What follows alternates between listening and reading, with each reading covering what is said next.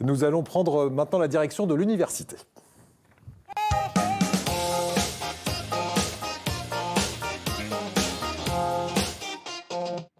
Et c'est le président de l'université d'Aix-Marseille qui est avec nous, Éric Berton. Bonjour Éric Berton. Bonjour. Merci d'être avec nous. Alors dans un instant, nous allons évoquer une des actualités de l'université. C'est un salon de l'étudiant et des journées portes ouvertes qui vont se tenir de façon digitale cette année.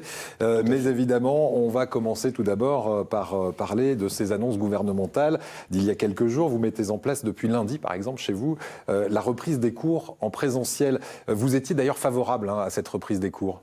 Oui, ça fait un moment déjà qu'on a appelé à une reprise des cours en présentiel parce qu'on avait besoin de revoir les étudiants sur les campus. Ils sont dans un état psychologique qui nécessite leur présence, qu'ils retrouvent une vie culturelle, sociale, une vie d'études. Et voilà, donc on avait appelé depuis longtemps et on est très heureux que le gouvernement ait pris conscience. Une journée par semaine, c'est suffisant.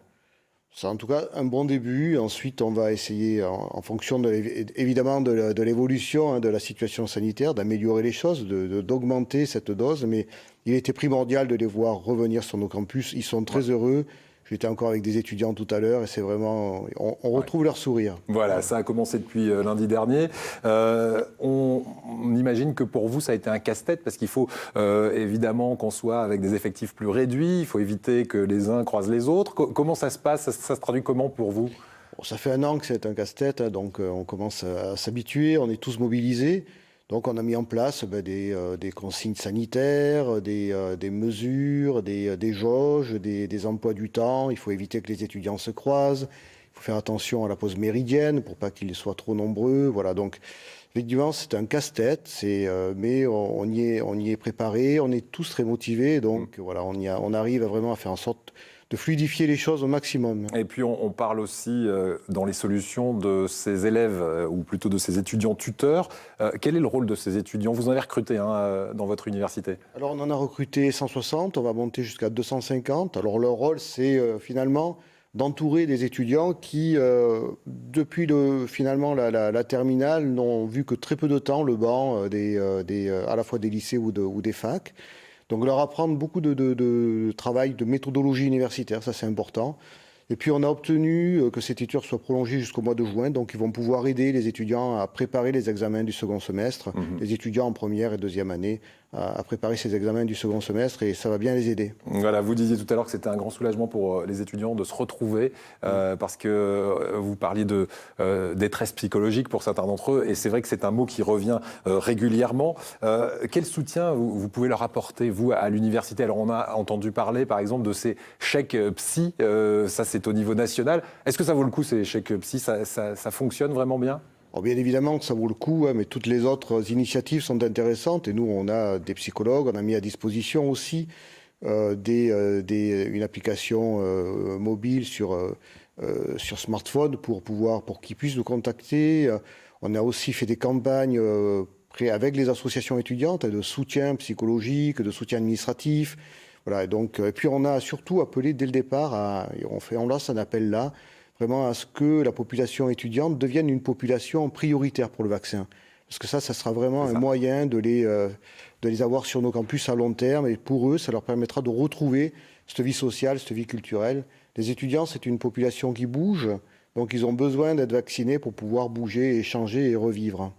Exactement, donc ce serait pour vous la solution, la vaccination pour un retour à la normale et considérer les étudiants comme, vous le disiez, une population prioritaire. Avec ces études en mode confiné, le niveau général des étudiants va forcément baisser ou pas? On essaie qu'ils baissent le moins possible. En tout cas, les étudiants sont dynamiques, ils sont pleins de ressources. Nos enseignants se sont adaptés aussi à l'enseignement à distance. Alors bien évidemment, c'est pas évident. Il vaut mieux. Et le but d'une université, c'est un contact entre l'étudiant et le professeur. Ça, c'est important. Et donc, on veut cette université en présentiel. Mais on essaie de faire en sorte que ça se passe le mieux possible. Et moi, je ne pense pas que les diplômes soient dévalorisés, puisque les examens sont compliqués. On fait appel à des questions de réflexion. Donc, ça développe aussi leur sens de la logique. Et donc, voilà, ça fait appel à d'autres ressources. Bien. Voilà. Donc on imagine, on espère en tout cas que le niveau n'en pâtira pas. Et on va terminer avec ces deux infos. Cette année, Salon de l'étudiant 2021 en ligne, du 14 janvier au 14 février, va durer un mois. Et puis vous, localement, vous proposez une journée portes ouvertes. Ça, ce sera le 14 février. Que va-t-il se passer? Le 13 février exactement. Ce sera quoi exactement? Bon, on va montrer toute l'offre de formation d'Aix-Marseille Université. On va avoir plein de stands virtuels sur la vie sur les campus, sur tout ce qu'il est possible de faire, partir à l'international malgré la crise sanitaire, quelles sont aussi les activités culturelles, sportives, mais surtout la diversité de l'offre de formation d'Aix-Marseille Université qui est vraiment très importante.